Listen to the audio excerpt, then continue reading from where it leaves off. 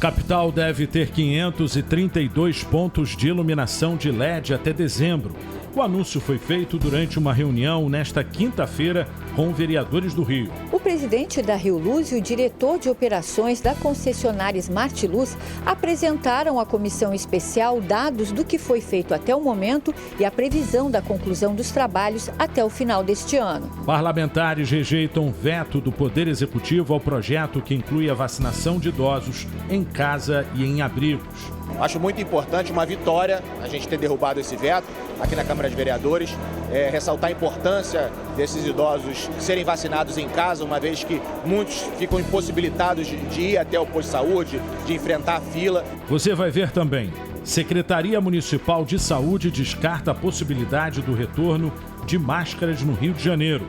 O assunto veio à tona depois que a UFRJ defendeu o uso da proteção depois do aumento no número de casos de Covid na instituição.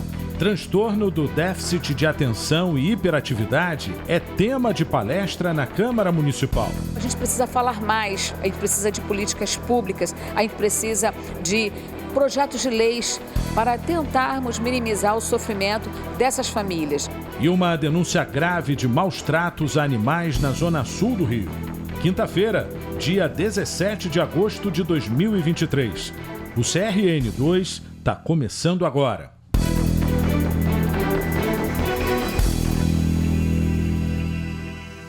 Boa noite. A gente começa a edição desta quinta-feira falando da sessão legislativa que aconteceu no plenário da Câmara. Simone Braga é a repórter. A sessão começou com os parlamentares rejeitando vetos da Prefeitura. 2 deles estão relacionados à criação de polos gastronômicos na Praça da Bandeira e em Padre Miguel. Também foi rejeitado o veto ao projeto que inclui as vacinas que serão aplicadas nos idosos em suas casas ou entidades que prestem assistência e acolhimento no município. Acho muito importante, uma vitória, a gente ter derrubado esse veto aqui na Câmara de Vereadores. Ressaltar a importância desses idosos serem vacinados em casa, uma vez que muitos ficam impossibilitados de ir até o posto de saúde, de enfrentar a fila, no momento que nem esse, que hoje já foi publicado, que o aumento dos casos de Covid em outros países. O projeto que disponibiliza a utilização de pulseira com código QR Code para identificação e segurança de pessoas com doenças mentais, neurológicas e deficiências intelectuais ou que tenham restrição de interação com o meio social foi vetado pelo Poder Executivo, mas os vereadores derrubaram esse veto. Outro projeto rejeitado inclui a implantação de um programa de composteiras nas escolas do município. Os parlamentares derrubaram o veto que estabelece espaços reservados para pessoas com transtorno do espectro autista em estádios e arenas esportivas com capacidade igual ou superior a 20 mil pessoas. No entanto, a forma como o ingresso vai ser disponibilizado não foi definido. Durante a sessão plenária desta quinta-feira, os parlamentares aprovaram a proposta de conceder ao Copacabana Palace o conjunto de medalhas de mérito Pedro Ernesto. O hotel completou 100 anos no último domingo, dia 13 de agosto, e é considerado um dos mais importantes do Brasil. O Copacabana Palace possui 239 apartamentos e suítes e ocupa uma área de 11 mil metros quadrados. O hotel já foi eleito diversas vezes como o melhor da América do Sul. Brigitte Bardot, Madonna, Mick Jagger, Justin Bieber e o físico alemão Albert Einstein já se hospedaram no Copacabana Palace. A proposta de homenagear o hotel com a medalha Pedro Ernesto foi do presidente da casa, o vereador Carlos Caiado. A gente fala sobre a Covid porque, nesta quinta-feira, o prefeito Eduardo Paes disse que é contra a volta do uso das máscaras na capital. A recomendação foi feita pela UFRJ com base no aumento do número de casos registrados na universidade. De acordo com o painel Covid da Prefeitura do Rio, a média móvel na capital foi de 20 casos por dia na semana entre 9 e 15 de agosto. A Secretaria Municipal de Saúde informou que acompanha diariamente os indicadores precoces da doença no estado, entre eles as solicitações de leitos e atendimentos de emergência, mas até agora não foi identificado um aumento significativo. Ainda segundo o painel Covid da Prefeitura, o percentual de positividade aumentou de 2% para 5% entre julho, a 30ª semana epidemiológica, e agosto, a 33ª semana epidemiológica. Nesta quarta-feira, a Universidade Federal do Rio recomendou a volta do uso de máscaras por causa do aumento de casos diagnosticados na universidade. A instituição se preocupa com a possibilidade de uma nova onda do coronavírus na capital.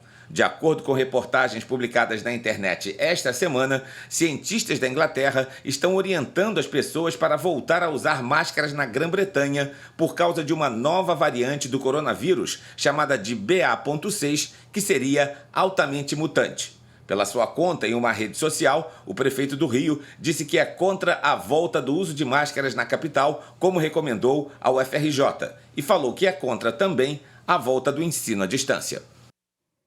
O secretário municipal de saúde, Daniel Sorães, também comentou sobre a recomendação da UFRJ numa rede social. De acordo com o secretário, não há neste momento nenhuma alteração no cenário epidemiológico que justifique o uso indiscriminado de máscara. A recomendação é que a população com mais de 12 anos tome a dose de reforço para a Covid com a vacina bivalente. Atualmente, a cidade tem mais de 200 pontos de vacinação. Para saber a unidade mais próxima, basta acessar o site que aparece na tela para você. Um levantamento da Associação Brasileira de Déficit de Atenção mostra que de 5% a 8% da população do mundo inteiro sofre de TDAH. O assunto foi tema de uma palestra nesta quinta-feira na Câmara Municipal. A psicóloga e atriz descobriu depois da pandemia que tem o transtorno de déficit de atenção com hiperatividade. Nunca fui uma criança impulsiva, né? Então, hiperativa, na verdade, né? Impulsiva eu era até um pouquinho, mas hiperativa eu não era. E aí eu acho que esse diagnóstico agora, ele ressignificou muitas coisas, né? Nesta quinta-feira, a Câmara Municipal promoveu mais um encontro que faz parte da roda de conversa sobre saúde mental. Dessa vez, o tema TDAH. De acordo com a Associação Brasileira de Déficit de Atenção, o número de casos de TDAH varia entre 5% e 8% a nível mundial. O problema é caracterizado por desatenção, hiperatividade e impulsividade. O diagnóstico ainda é a melhor maneira para se enfrentar o problema. Especialistas afirmam que o TDAH pode estar relacionado a fatores genético, biológico e ambiental. Os primeiros sinais podem aparecer ainda na infância. Na criança ele vai ter uma sintomatologia, no adolescente outra e no adulto também. Então não é um diagnóstico que se perde ou um transtorno que melhora na fase adulta, ele se mantém. A falta do diagnóstico correto pode trazer danos como comprometimento nos estudos, no trabalho e até mesmo nos relacionamentos. Não quer dizer que ela vai ter uma vida fadada ao fracasso, fadada à tristeza, mas ao mesmo tempo, quanto mais cedo, né, essa criança, esse adolescente, ele é diagnosticado, mais bem-sucedido no sentido de prognóstico ele pode ter. A vereadora Tânia Bastos, vice-presidente da Casa Legislativa, destacou que a informação sobre o assunto é fundamental. A gente precisa falar mais, a gente precisa de políticas públicas, a gente precisa de projetos de leis para tentarmos minimizar o sofrimento dessas famílias. No Dia Nacional do Patrimônio Cultural, comemorado nesta quinta-feira, o CRN2 tem um convite para você. Que tal visitar o centenário Palácio Pedro Ernesto? Quem está lá ao vivo é a repórter Simone Braga. Boa noite, Simone. Você tem mais informações, né? O que o público precisa para poder visitar? Boa noite, Sérgio. Boa noite a todos que estão nos acompanhando. E a gente vai saber tudinho sobre a visita guiada aqui no Palácio Pedro Ernesto. Agora, no nosso ao vivo, eu estou aqui no saguão da Câmara, esse lugar muito especial. E eu estou com o Gustavo Lourenço, que é o cerimonialista da Câmara Municipal. Boa noite, Gustavo. Que bom ter você aqui com a gente, contando tudo sobre essa visita guiada. Conta um pouquinho para a gente como é que funciona. É isso, boa noite, Simone, boa noite a quem está nos assistindo. A visita guiada do Palácio, ela funciona todo dia, durante a semana, de segunda a sexta, de 10 às 4. É só chegar, não precisa agendar, a não ser que seja um grupo. Somos uma escola, queremos conhecer a Câmara. Venha, liga pra gente, 3814-2207, que a gente agenda para você. Mas não, eu estou passando aqui, passei no centro, quero conhecer, passa aqui em frente, sobe a escadaria, vai lá pro cerimonial, que a gente vai receber o turista, a pessoa, e vamos fazer a visita guiada. Pois é, Gustavo, e quem mais, assim, que frequenta mais aqui a visitação?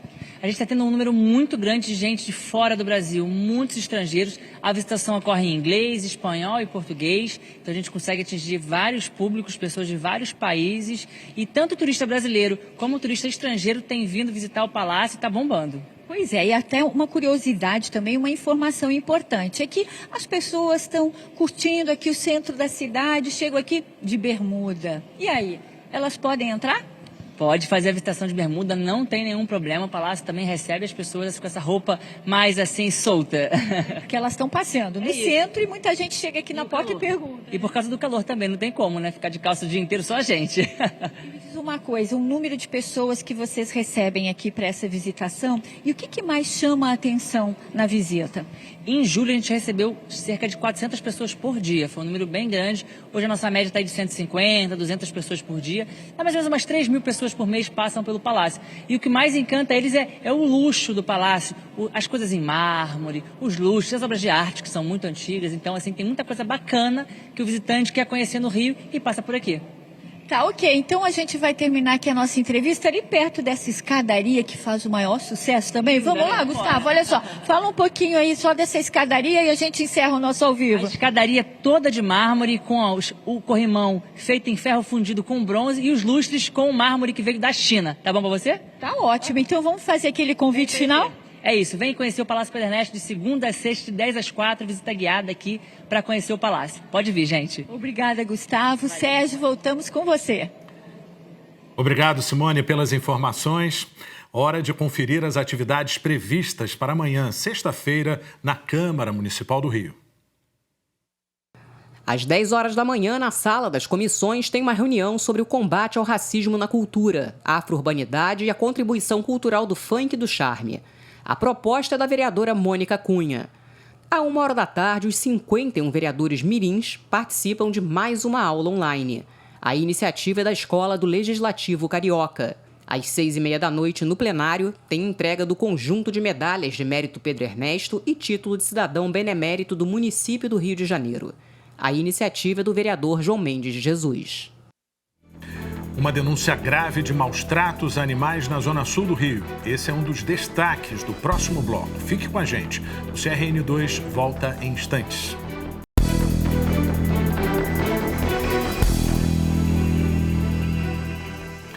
Crescimento na arrecadação de impostos e maiores despesas na saúde e pagamento de pessoal foram alguns dos resultados apresentados pela Prefeitura na audiência pública sobre metas fiscais do primeiro quadrimestre deste ano. O encontro aconteceu nesta quinta-feira no plenário.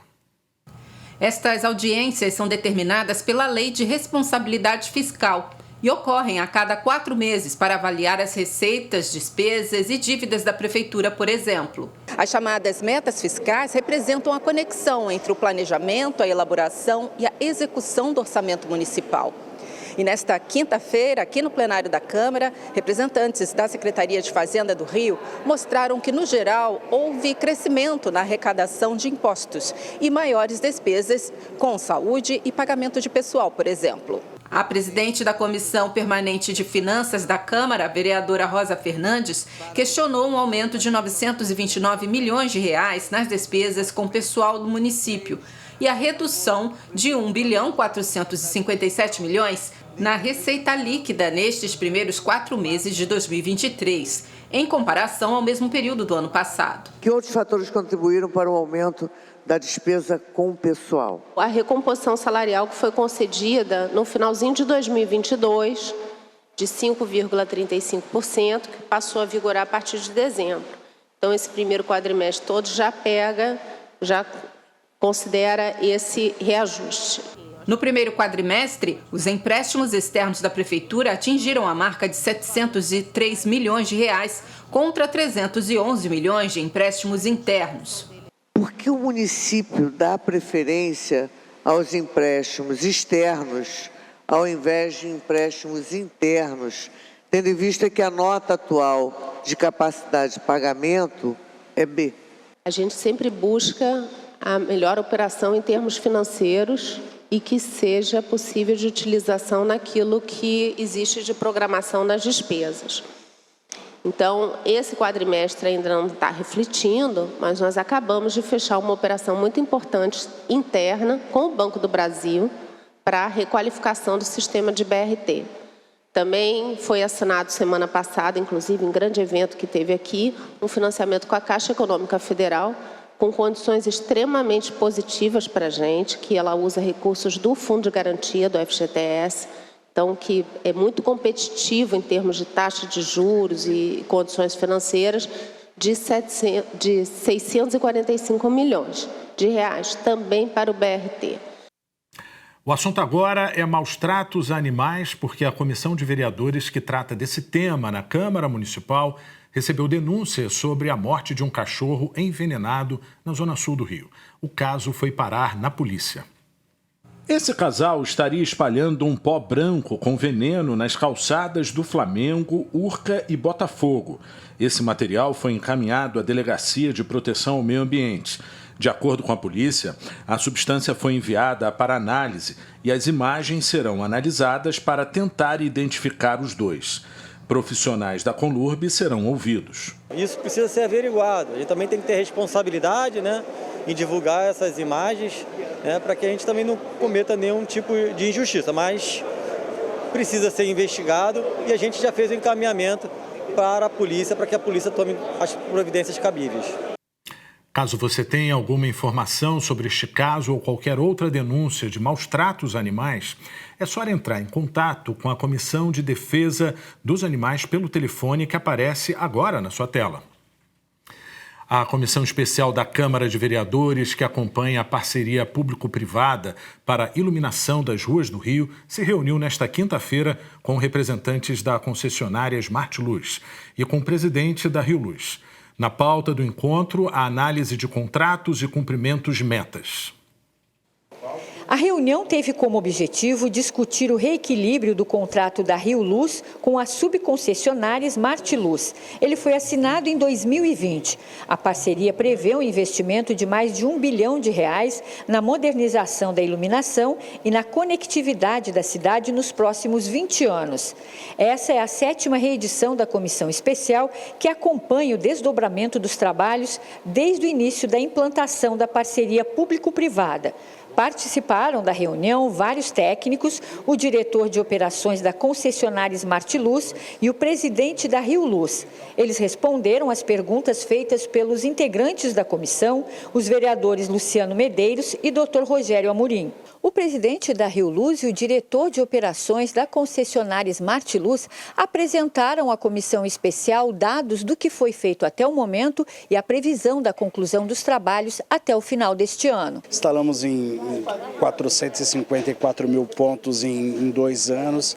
Isso para o consórcio é fantástico. Acho que nenhuma cidade do mundo, pelo índice que a gente alcançou, em setembro de 22, instalar toda essa quantidade de iluminação pública. O presidente da Rio Luz ressaltou a importância e a responsabilidade da empresa com a população e a cidade. As 10 mil câmeras, já instalamos 3 mil, os Wi-Fi são 5 mil, já instalamos 300. A iluminação, né, toda a eficientização, a troca de lâmpada, na verdade, né, da vapor de sódio para a lâmpada de LED. São 535 mil, já fizemos 457.758. Enfim, a gente está muito feliz com nossos números de atendimento, né, de 1746, que vem dando 96% de atendimento no prazo, né? E muito desse prazo, são de 48 horas, nós conseguimos atender em 24 horas 71%. A iluminação pública é algo muito importante para a cidade. Além disso, o contrato prevê outros serviços, como a colocação de câmeras de monitoramento, né, alguns projetos especiais, Wi-Fi. E hoje foi para a gente atualizar esses números. O contrato teve um reequilíbrio, né, teve uma mudança, ampliou agora o número de pontos de luz que vão ser instalados até o final do ano. Então a gente vai acompanhar com a comissão todo esse trabalho, né, cumprindo a função da Câmara de fiscalizar, para fazer o melhor pela cidade do Rio. O Rio Gastronomia volta ao Jockey Clube Brasileiro de hoje até o próximo domingo, com mais uma rodada de receitas saborosas, aulas concorridas e shows inesquecíveis. O O evento reúne líderes comprometidos com o fortalecimento do setor do Rio de Janeiro. O festival oferece comida de qualidade e diversão para todas as idades. Nesta quinta-feira à noite, será embalada pelo samba de Diogo Nogueira. Amanhã, quem sobe ao palco é Samuel Rosa, ex-vocalista do Skank. No sábado, tem o bloco Samba de Santa Clara e a bateria da Grande Rio. Domingo, último dia do evento, é a vez de Tony Garrido, vocalista do Cidade Negra. E o CRN2 fica por aqui. Assista agora ao programa Câmara Rio Entrevista. A repórter Eliane Benício conversa com Júlio Cláudio Silva, autor da biografia da atriz carioca Léa Garcia, que morreu no começo da semana, em Gramado, no sul do Brasil. Você pode acompanhar esse bate-papo e toda a programação da Rio TV Câmara nos endereços que aparecem aí na tela. Uma boa noite para você e até a próxima.